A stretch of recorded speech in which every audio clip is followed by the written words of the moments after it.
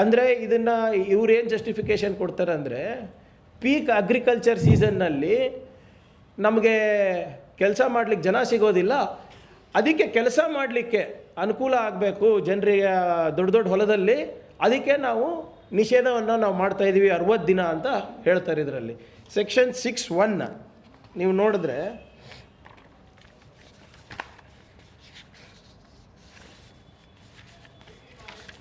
Six 1 of the bill,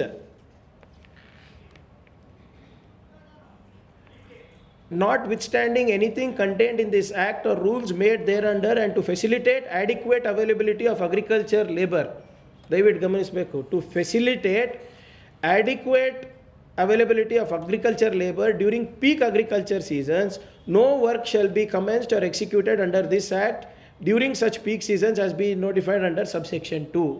60 ದಿನ ನೀವು ಕೆಲಸ ಮಾಡೋಂಗಿಲ್ಲ. ಈಗ ಇದು ಯಾಕೆ ಮಾಡ್ತಾ ಇದ್ದಾರೆ? ಈಗ ಉದಾಹರಣೆ ಕೊಡ್ತೀನಿ ನಿಮಗೆ. ಈಗ ಕಟಾವು ಸೀಸನ್ನಲ್ಲಿ ನನಗೆ ಮನ್ರೇಗಾ ಕೆಲಸ ಸಿಗ್ತಾಯಿತ್ತು, ಮಿನಿಮಮ್ ವೇಜಸ್ ಸಿಗುತ್ತೆ ನನಗೆ. ಅದಕ್ಕೆ ನಾನು ಯಾವುದೋ ಆ ಊರಿನಲ್ಲಿ ದೊಡ್ಡವ್ರ ಹೊಲಕ್ಕೆ ದುಡಿಯೋಕ್ಕೆ ಹೋಗೋದಿಲ್ಲ ನಾನು, ಯಾಕಂದರೆ ಇಲ್ಲಿ ನನಗೆ ಮಿನಿಮಮ್ ವೇಜಸ್ ಸಿಗ್ತಾಯಿದೆ. ಈಗ ಈ ಅಗ್ರಿಕಲ್ಚರ್ ಸೀಸನ್ನಲ್ಲಿ ನೀವು ನಿಷೇಧ ಮಾಡಿದಾಗ ನಾನು ಎಲ್ಲೋಗಬೇಕು ಕೆಲಸಕ್ಕೆ? ಮನ್ರೇಗಾ ಕೆಲಸ ಅಂತೂ ಇಲ್ಲ, ವಿ ಬಿ ರಾಮ್ಜಿ ಕೆಲಸನೂ ಇಲ್ಲ, ನಾನು ಮತ್ತೆ ಆ ದೊಡ್ಡವ್ರ ಹೊಲಕ್ಕೆ ಹೋಗಬೇಕು ದುಡಿಯಲಿಕ್ಕೆ. ಆ ದೊಡ್ಡವ್ರು ಏನು ಹೇಳ್ತಾರೆ, ಇಲ್ಲಪ್ಪ ನನಗೆ 350-400 ರೂಪಾಯಿ ಕೊಡೋಕ್ಕಾಗಲ್ಲ, 250ಗೆ ದುಡಿಯೋಂಗಿದ್ರೆ ದುಡಿ, 200ಗೆ ದುಡಿಯೋಂಗಿದ್ರೆ ದುಡಿ, ಇಲ್ಲದ್ರೆ ನಾನು ಏನೂ ಮಾಡಲಿಕ್ಕಾಗೋದಿಲ್ಲ ಅಂತ. ಈಗ ನಾನು ಎಲ್ಲಿ ಹೋಗಬೇಕು? ನಾವು ಜೀವನೋಪಾಯಕ್ಕೋಸ್ಕರ ಅಲ್ಲೇ ಹೋಗಿ ದುಡಿಬೇಕು. No minimum wages, nothing. Exploitation ಆಗಲ್ವಾ? ಇದು ಯಾರಿಗೋಸ್ಕರ? ಇದು ಹೌದಪ್ಪ, ಅಗ್ರಿಕಲ್ಚರ್ ಲೇಬರ್ ಸಿಗ್ತಾ ಇಲ್ಲ ಅಂದ್ಬಿಟ್ಟು ಯಾರು ಹೇಳಿದ್ದಾರೆ ಇಲ್ಲಿ? ಅಥವಾ ದೊಡ್ಡವರಿಗೆ ಮಿನಿಮಮ್ ವೇಜಸ್ ಕೊಡಬೇಕಾಗುತ್ತೆ ಅಂದ್ಬಿಟ್ಟು ಇವ್ರು ಅನುಕೂಲ ಮಾಡಿರೋದ? ಇದು